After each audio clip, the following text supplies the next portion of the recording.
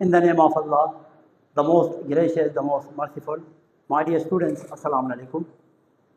Chemistry chapter number 1 से जितने भी न्यूमेरिकल्स है आज आपको समझाऊंगा एक ही क्लास के अंदर। ठीक है, परेशान होने की ज़रूरत नहीं है, सारी चीज़ें आपको खोल खोल के बताऊंगा ताकि आपको समझ में आ जाए। अच्छा, calculate the number of moles, क्या मालूम करना है? डेटा बनाएं। हम आपको पता है किसी भी प्रॉब्लम का सॉल्यूशन करने से पहले हम क्या बनाते हैं? उसका डेटा तैयार करते हैं। तो डेटा में क्या पूछा है? Calculate the number of moles. आपने मालूम करना है मोल्स, तो उसको उसके सामने सवाल या निशान आएगा। इन 40 ग्राम ऑफ सोडियम, मास कितना है? 40 ग्राम। मास को स्मॉल एम से आप रिप्रेजेंट करें। अच्छा, जो एटम है वो है सोडियम, और सोडियम का एटॉमिक मास कितना होता है? मास करो इसको। ठीक है, वैसे इसका होता है 23 सोडियम का। ये डेटा है जो आपको पढ़ के मिलेगा। Calculate number of mole, number of mole पूछा है, मास गिवन है 40 ग्राम। किसका? सोडियम का। सोडियम का मोलर मास हमें ज़रूरत है, क्यों? क्योंकि फार्मूला क्या है? फार्मूला ये है, मोल कैन बी डिफाइन एज, ठीक है, मोल किसके बराबर होता है? Given mass divided by molar mass. ठीक है, अब मोल आपने मालूम करना है, गिवन मास कितना है? 40 है, और मोलर मास कितना है? 23। इन दोनों को डिवाइड करो तो मोल आएगा। कैलकुलेटर आप लोगों के पास हो आज? 1.73 क्या आया? Mole of. ठीक है, सेकंड पे आ जाए। What is the mass of 4 moles of lemon? इस दफ़ा डेटा में आकर देखें ना, डेटा में ऑलरेडी आपको क्या गिवन है, मालूम क्या करने का बोला है? इस दफ़ा मास आपसे पूछा है, मोल गिवन है। मोल कितना गिवन है? 4 मोल। नंबर ऑफ मोल कितना है?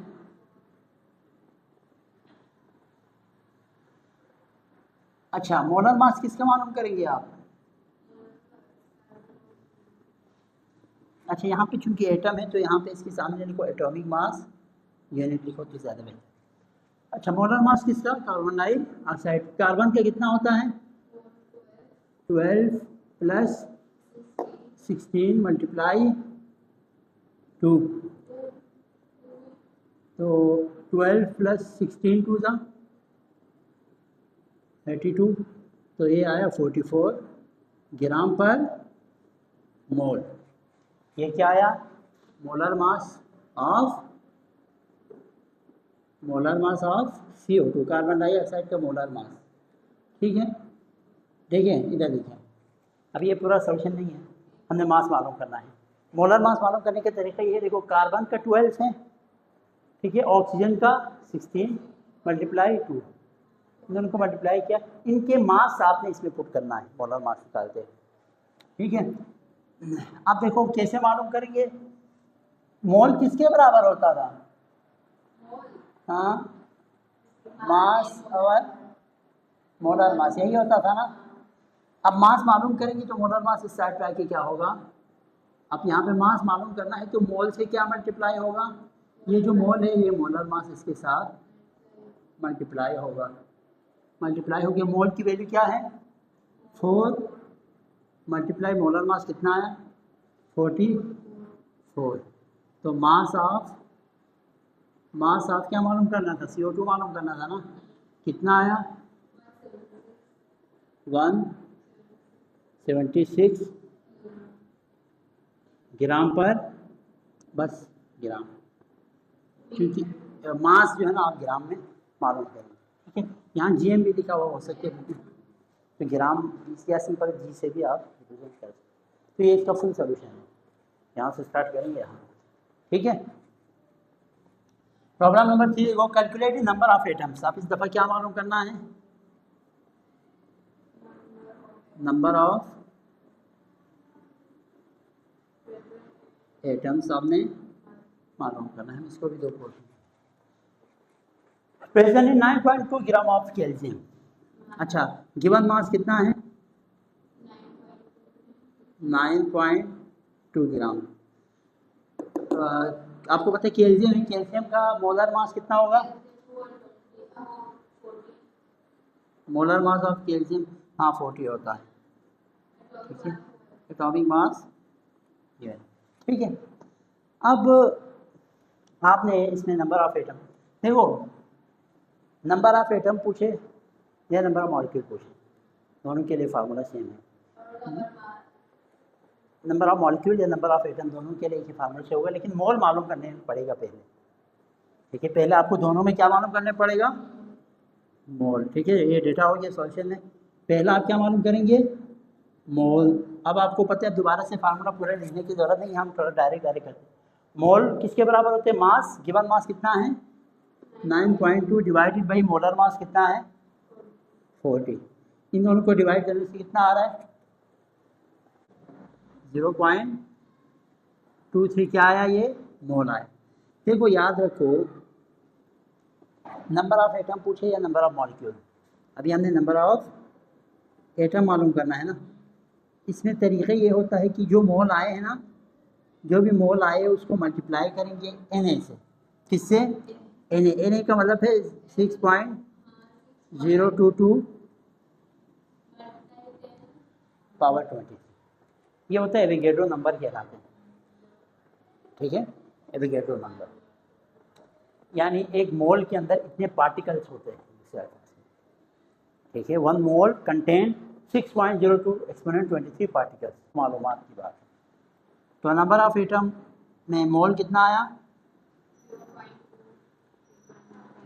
Multiply 6.02 to exponent 23। अब हम इसको 6.022 एक्सपोनेंट 23 से करेंगे तो 1.3। इसका जो फाइनल आंसर आया ना, वो क्या आया?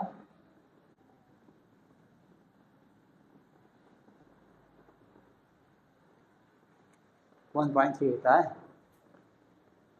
कैलकुलेटिव, अब ये और देखो, calculative number of moles, number of molecules. Mole भी निकालना है और molecule. Present in 8 gram of CC। देखो डेटा बनाओ। डेटा में सबसे पहले गिवन मास है कितना है? गिवन मास कितना है?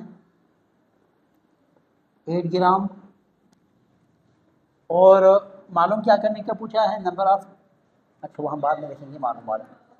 मोलर मास कितना है ग्लूकोज का?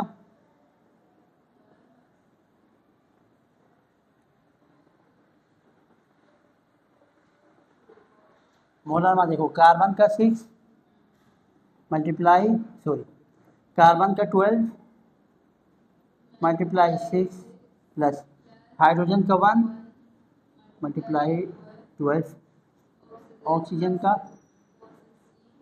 16 मल्टीप्लाई 6। याद रखो ये मोलर मास कैसे मालूम करते हैं, इसकी पे मैं होमवर्क दूंगा, यहाँ से देख ले आप, ठीक है। इसे आज की क्लास में मैं होमवर्क दूंगा तो आपने वो करना है खुद से, कि मोलर मास मालूम करने का तरीका है। तो इन दोनों को प्लस करो, इन दोनों को मल्टीप्लाई करो तो 72 आया, यानी 12 मल्टीप्लाई 6 करने से 12 फंजा 12 प्लस 16 6 96। तीनों को प्लस करने से 180 आना चाहिए। तीनों को प्लस करने से कितना आता है? इज इक्वल्स टू 180 ग्राम पर मोल, ठीक है। अब हमने क्या करना है? सबसे पहले क्या मालूम करेंगे? मोल। डायरेक्ट वैल्यू पुट करते हैं। गिवन मास कितना है? 8 डिवाइडेड बाई मोलर मास कितना है? 180, तो मोल आएगा 8 डिवाइडेड बाई 180, 0.04 क्या आया आपके पास? मोल, ठीक है। 0.04 मोल आया। और दूसरा क्या मालूम करना है? दूसरा नंबर ऑफ मॉलिक्यूल। तो आपको पता है नंबर ऑफ मॉलिक्यूल पूछे या नंबर ऑफ एटम पूछे, क्या करते हैं?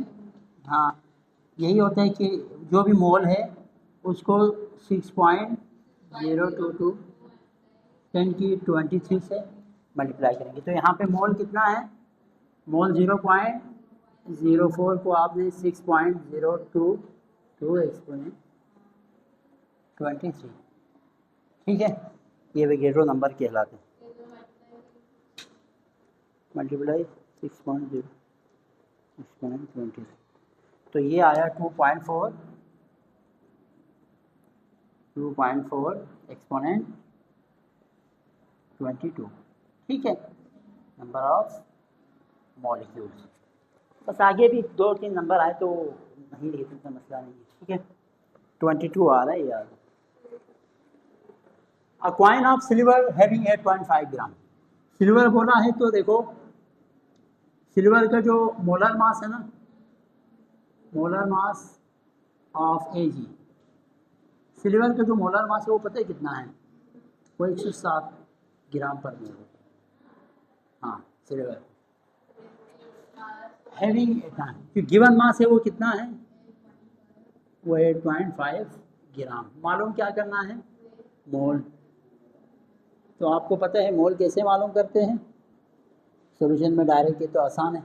मोल बराबर है गिवन मास कितना है 8 point divided by molar mass कितना है 107, तो जो भी आएगा वो क्या आएगा 8.5 डिवाइडेड बाई 0.07 मोल आया आपके पास, ठीक है। प्रॉब्लम नंबर 6 जो कि आखिरी प्रॉब्लम है आज, calculate the number of moles, number of molecules and number of atom, तीनों पूछा है, ठीक है। Present in 10 gram of H2SO4। आपको पता है कि एक मालूम करेंगे तो नंबर ऑफ मॉलिक्यूल और नंबर ऑफ एटम तो सेम आएगा, क्योंकि एक ही फार्मूला एक ही तरीके से। तो सबसे पहले नंबर ऑफ मोल मालूम करना है, ठीक है। तो डेटा बनाओ पहले।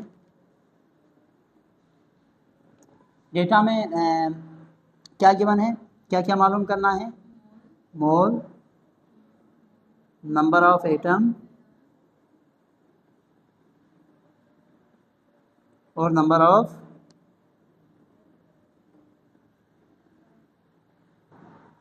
मॉलिक्यूल, ये तीन चीज़ें देख रहे हो तुम्हारे चल रहा है ना, ऐसा ना क्यों रिकावट आएगा।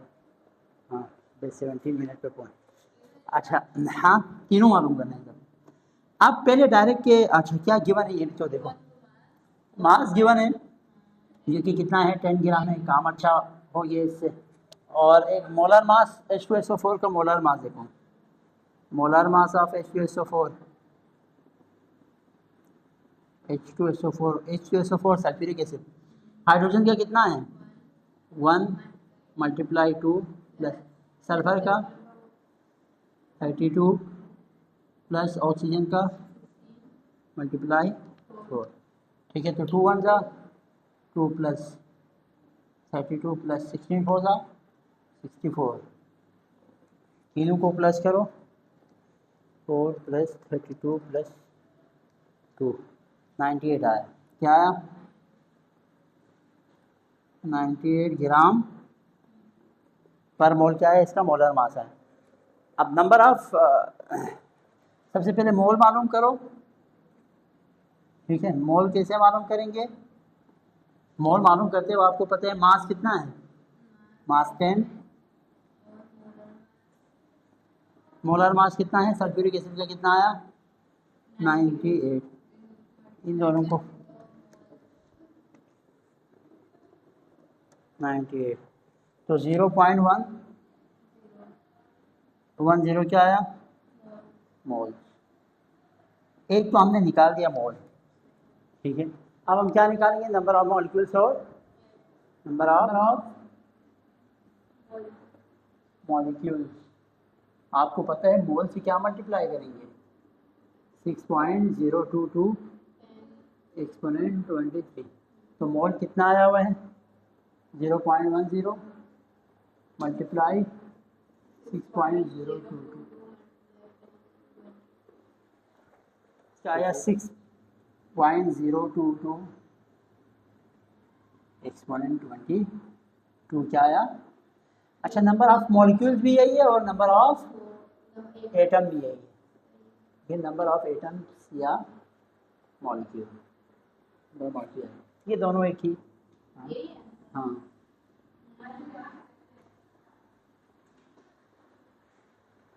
के लिए होमवर्क है माय डियर स्टूडेंट्स, आप लोगों ने इन सब के जो है ना, देखो फार्मूला मास एक होता है मॉलिक्यूलर मास, फार्मूला मास और मॉलिक्यूलर मास निकालने का तरीका सेम है, बस जिसको फार्मूला मास का हुआ इसमें आयोनिक बॉन्ड पाए जाते हैं, बॉन्डिंग में फर्क है, ये आयोनिक कंपाउंड है, ठीक है, ये वाला कोवलेंट कंपाउंड है।